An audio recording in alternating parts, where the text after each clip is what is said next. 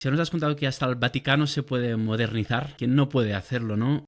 ¿Cuáles son los principales desafíos que se enfrentan las pymes españolas a la hora de transformarse digitalmente, ¿no? Yo creo que hay una dificultad grande, que es la de pensar que es complicado y que voy a necesitar más recursos de los que tengo ahora, ¿no? O sea que a veces resulta un poco ajeno a la experiencia vital del emprendedor o a la experiencia vital de la dirección de la empresa.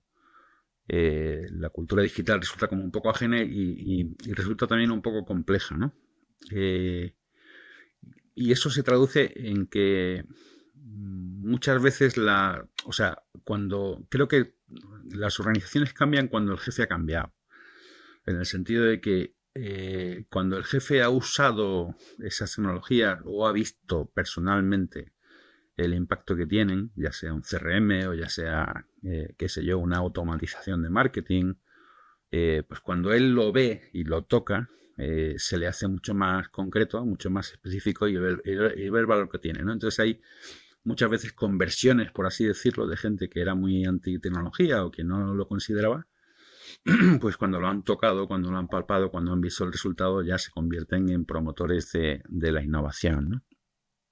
Hay una dificultad también muy grande que es el tiempo. O sea que efectivamente los que estamos estudiando todo el día estamos como muchos pasos por delante y a veces podemos saturar a la gente que no está en el mundillo, ¿no?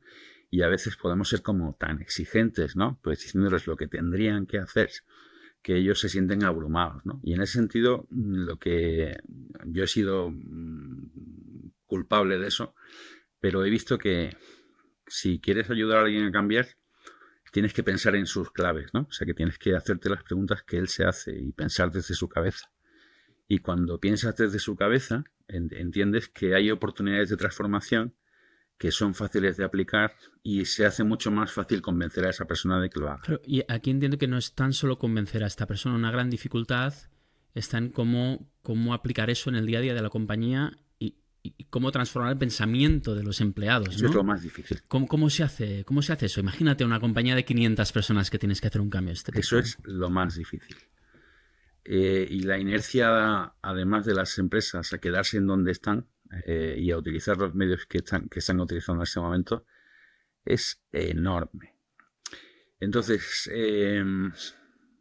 no es fácil. O sea, la verdad es que la cuestión no es sencilla. Yo ahora estoy pensando mucho en la inteligencia artificial, de la que luego hablaremos, y realmente no es fácil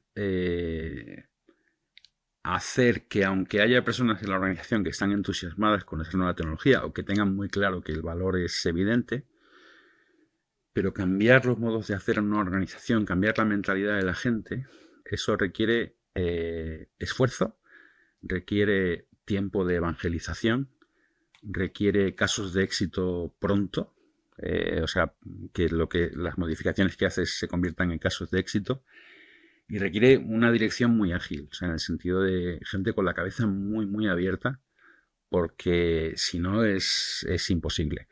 Y de hecho, pues lo estamos viendo ahora, que compañías que eran súper innovadoras hace 10, 15 años, en el ámbito o incluso de la tecnología, ahora ves que están en una situación de impasse, que no saben lo que va a pasar con la inteligencia artificial, que tampoco se están atreviendo a hacer muchas cosas, y vamos a ver cambios de ciclo donde empresas conocidísimas y muy innovadoras de toda la vida se van a quedar en el camino. Inteligencia artificial, claro, imagínate, ¿no? Empresas que aún no están digitalizadas, que aún están en ese proceso, de golpe llega la inteligencia artificial, ¿no? Y quieren como dar un salto enorme y empezar a utilizar eso, integrar esta tecnología sin haber sido digitalizados, ¿no? ¿Crees que somos conscientes del impacto de la inteligencia artificial? No, igual que no fuimos conscientes tampoco en su día de lo que supuso Internet, o de lo que supondría el móvil, ¿no? O sea que siempre hay como una primera tanda de cambios que son superficiales, ¿vale? O sea que, por ejemplo, ahora en el ámbito de la inteligencia artificial estamos hablando de que los empleados usen la inteligencia artificial como copiloto suyo para mejorar la productividad y para mejorar la calidad de su trabajo. Vale, eso no está mal, pero yo estoy convencido de que van a pasar cosas en un segundo y tercer orden que van a modificar completamente el mercado. Igual que pasó con Internet. O sea, que Internet no consistía en tener una página web. Internet cambió el mundo en fenómenos de segunda magnitud, de tercera magnitud, como por ejemplo las redes sociales, ¿no? O sea, cómo Google se comió toda la publicidad. Eso, si tú estabas al principio de Internet, no podías preverlo. Y entonces creo que en el ámbito de la IA también lo que estamos experimentando ahora son como los primeros síntomas, los primeros movimientos. Pero la transformación va a ser mucho más profunda y nadie puede darte la seguridad de saber en qué dirección vais. Pero yo te quería preguntar, ¿no? Si podemos hacernos una idea de su implicación a nivel social y a nivel laboral. O sea, ¿tienes una visión de lo que va a ocurrir? Yo, fíjate, yo soy cada vez más optimista. Está bien, porque hay mucho miedo, ¿no? Sí. Pues fíjate que lo que yo estoy viendo es organizaciones que empiezan a adoptar de forma masiva la inteligencia artificial, ya sean empresas de software o empresas nuevas de software, ¿vale? Y lo que están detectando estas compañías es que la IA hace cosas que nadie hacía antes. O sea que la IA agentes IA que están muy de moda, ¿no? Están empezando a hacer trabajos que no podría hacer una persona humana antes. Por ejemplo, a la hora de, yo qué sé, pues de captar datos o a la hora de orquestar, no sé, o sea, en ciberseguridad, por ejemplo, ¿no? O sea que la cantidad de tareas que hacen estos agentes y la fiabilidad con que lo hacen no está al alcance de ninguna persona, con lo cual no era un trabajo antes, ¿vale? O sea, eso es lo que yo estoy empezando a ver. Hay otros síntomas, estamos en un momento de cambio y lo que hay que fijarse son en las señales, ¿no? O sea, qué cosas oímos, ¿no? En la industria del software se está perdiendo empleo y eso es real. O sea, en Silicon Valley, sabéis que durante el COVID hubo un subidón de contrataciones, luego se paró ese subidón y ahora empezó a bajar, ¿no? ¿Y crees que es por la inteligencia artificial? Yo creo que en parte es porque se contrató demasiado y en parte también puede ser por la inteligencia artificial. Y es paradójico, ¿verdad? Que el primer trabajo que la inteligencia artificial se carga sea el propio código, ¿no? Pero siempre, fíjate, tengo la intuición, Llorens, de que siempre va a haber un humano atento a lo que está haciendo la IA. O sea, yo todavía no sé si tú tienes la experiencia, pero yo no tengo la experiencia de dejar a la IA que haga cosas que yo haría por mi cuenta y que el resultado sea mejor de lo que yo creo que tiene que ser. O sea, eso a mí todavía no me pasa, ¿vale? O sea, que le encargo tareas a la inteligencia artificial y siempre tengo que supervisar porque, no sé, no tiene el toque humano lo que estoy haciendo o no está suficientemente madurado, etcétera. Cada vez las cosas que hace para mí son mejores, pero creo que lo que está haciéndome es más productivo. No está eliminándome a mí como factor en la ecuación, sino que lo que está haciendo es que yo sea capaz de llegar a más sitios y hacer más cosas, ¿no? Entonces, con lo cual, no sé, estoy ahí en un debate personal. Mira, aquí nosotros, bueno, también la utilizamos, ¿no? Para muchas cosas, en marketing, en generación de contenido, pero mira, ayer justo estaba leyendo un artículo que compartió Nachir por LinkedIn, Nachir Turrado, muy interesante del uso de herramientas de inteligencia artificial y se había visto como en los últimos tiempos las herramientas de generación de contenido de texto había caído el uso.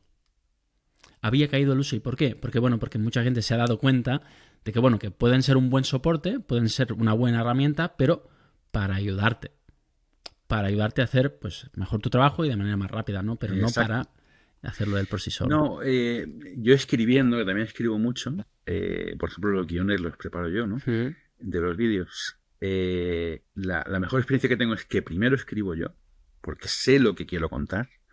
Y luego le estoy pidiendo a las IAs que me ayuden a mejorarlo, el estilo. Pero no les pido directamente que me hagan el texto porque lo que sale no es lo que yo quiero. Y solo yo sé lo que quiero. O sea que esa es mi experiencia también. Y ahí lo utilizo también para algunas publicaciones a veces. Pero lo que siempre hago es que, o sea, le pregunto si lo puede mejorar, de qué manera lo haría un poco mejor en función a un objetivo, ¿no? Pero siempre le digo que me explique bien el porqué de esas sugerencias, ¿no? Claro. Es decir, para también entender y aprender y no simplemente coger el resultado y aplicarlo, ¿no? Claro. Y que tu cabeza entienda los motivos. Fíjate, Jordan, es que creo que hay una vertiente de la IA que no sé si estamos valorando, que es la capacidad que tiene de formar la IA a una persona en el porqué de las cosas en su trabajo a una velocidad mucho mayor que la de un mentor. O sea que, no sé, yo le pregunto a la IA todo lo que no sé, que es mucho, y le pregunto los porqués, y lo que he visto es que ahora puedo aprender rapidísimo cosas que antes me habría llevado meses, libros, artículos, tal. Y ahora me enfrento a cualquier tema nuevo del que no me he oído hablar en mi vida, y en 2 o 3 sesiones ya tengo una cierta idea de por dónde van los tiros, ¿no? Con lo cual a la persona curiosa que se hace esas preguntas, pues la IA le puede ayudar una barbaridad. Si te ha gustado el episodio, compártelo con quien creas que le pueda interesar. Tu apoyo nos ayuda muchísimo. Suscríbete a nuestro canal para estar siempre al día de todas las novedades.